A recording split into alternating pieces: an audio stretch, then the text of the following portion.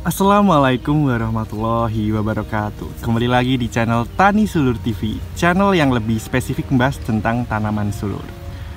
Ya, jadi untuk hari ini saya berkunjung ke lahan tanaman pare yang terletak di Kecamatan Dukun, Kabupaten Magelang. Dan saat saya berkunjung, saya menjumpai daun-daun pare, terutama pada bagian yang bawah itu menguning seperti ini.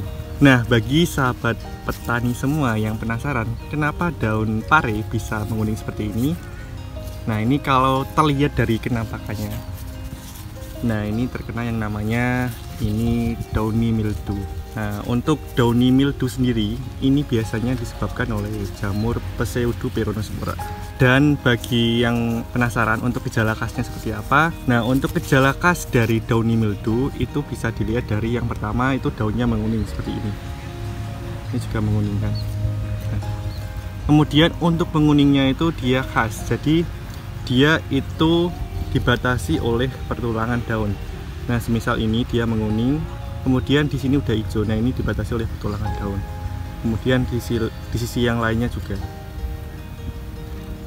Nah, ini downy mildew, dan memang biasanya untuk downy mildew sendiri atau embun bulu dalam bahasa Indonesianya ini menyerang pada daun bagian bawah, terutama pada areal kelembapan yang tinggi. Nah, ini kan pada areal bawah pertanaman ini dia cenderung memiliki kelembapan yang tinggi karena tentunya sinar matahari akan sulit masuk, dan tentu kalau kelembapannya tinggi dia mendukung pertumbuhan untuk tumbuhnya jamur. Kemudian di sisi lain ini juga mungkin para-paranya ini kurang maksimal, dan ini hanya terjadi penumpukan di areal bawah. Nah, ini tentunya juga bisa tambah memicu semakin tingginya kelembapan yang timbul, sahabat petani semua.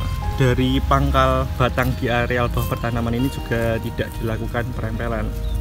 Kalau menurut saya pribadi ya kalau bisa mungkin lebih baiknya dirempel biar nanti areal bawah pertanamannya itu kelembapannya lebih terjaga, dan untuk ketinggian di atas 1 meter nanti untuk cabang tunas air lainnya itu nanti bisa lanjut dipelihara, dan areal bawahnya itu nanti bisa dirempel biar areal kelembapannya lebih terjaga, dan mungkin juga para-paranya dibuat lebih bisa menjaga kelembapan. Nah, mungkin itu untuk penyakit embun tepung atau downy mildew. Kemudian karena ini juga musim hujan, pasti ada penyakit jamur lainnya. Nah, di sini saya juga menjumpai khas ini dan ini. Nah, ini adalah bercak jamur Cercospora. Nah, ini terlihat jelas kalau gejalanya dia untuk bercak jamur Cercospora sendiri, dia ini melingkar, gejalanya melingkar, musat, dan tentu pasti juga ini karena didukung musim hujan dan tingkat kelembapan tinggi di sekitar areal bawah petanaman, jadinya ini memicu tumbuhnya jamur-jamur. Kemudian bagaimana untuk menanggulanginya? Kalau untuk menanggulanginya, kalau menurut saya pribadi, pastinya kalau sudah masuk masa generatif atau pembuahan, fungisida yang cocok untuk downy mildew dan tadi masalah Cercospora itu pastinya ada golongan azol. Kalau contoh golongan azol sendiri ada contohnya kayak definoconazole, tebuconazole, kemudian hexaconazole, dan biasanya untuk golongan azol di produk pasaran kombinasikan dengan golongan strobilurin seperti kayak azoxystrobin, kemudian piracostrobin, trifloxystrobin. Nah, saya rasa untuk kedua kombinasi obat yang saya sebutkan tadi ini sudah sangat cocok buat menanggulangi ini masalah embun bulu dan masalah bercak Cercospora. Karena kalau untuk tadi fungisida yang saya sebutkan tadi golongan azol sama strobilurin itu memiliki sifat sistemik, sedangkan memang untuk jamur embun tepung itu efektifnya pakai yang sifatnya sistemik tadi. Kalau pakai kontak-kontak saja nanti kurang efektif untuk menanggulangi ini. Dan mungkin tadi kayak kombinasi golongan azol sama strobilurin tadi itu bisa juga dicampur dengan mancozeb atau chlorothalonil sebagai pelengkap kontaknya. Nah, mungkin kalau contoh kombinasi produk di pasaran, kalau contoh golongan azol sama strobilurin itu ada seperti Tandem, atau mungkin juga bisa Nativo. Kemudian kalau mancozebnya contohnya ada kayak Topaz, Yosep.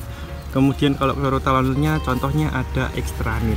Nah, kira-kira itu kombinasinya untuk fungisidanya. Kemudian bagaimana untuk pencegahan penyakit ini?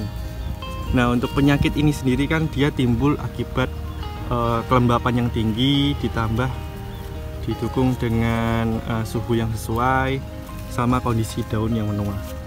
Ya, walaupun bisa pada daun muda, tapi saya pribadi lebih sering menjumpai pada daun yang sudah tua berkembang. Nah, tentunya tadi masalah kelembapan bisa lebih dijaga dengan tadi penataan para-para sama perempelan, mungkin itu yang pertama. Kemudian yang kedua bisa menggunakan pupuk pelindung silika aktif. Jadi untuk silika sendiri kan kalau dia disemprotkan pada daun, dia akan melindungi daun tersebut agar tidak mudah terpenetrasi jamur. Jadi jamur mau masuk semisal ke daun ini, dia akan lebih susah karena dilindungi oleh silika aktif. Kalau contohnya sendiri kalau di pasaran mungkin ada kayak seperti cover WP contohnya. Kemudian juga selanjutnya kalau sudah tua seperti ini, pemupukan yang tinggi nitrogen itu juga mohon lebih dikurangi. Hal ini karena nitrogen itu bisa membuat tanaman terlalu subur, dan nanti kalau terlalu subur tanpa diimbangi dengan daya tahan dari tanaman, nanti pasti jamur akan lebih mudah masuk. Kemudian juga nitrogen itu katanya sifatnya lebih disukai jamur atau cendawan untuk dia bisa lebih berkembang. Nah, mungkin itu. Untuk generatif juga daripada main nitrogen, lebih baik main di fosfat sama kalium sama kalsium. Nanti main di situ.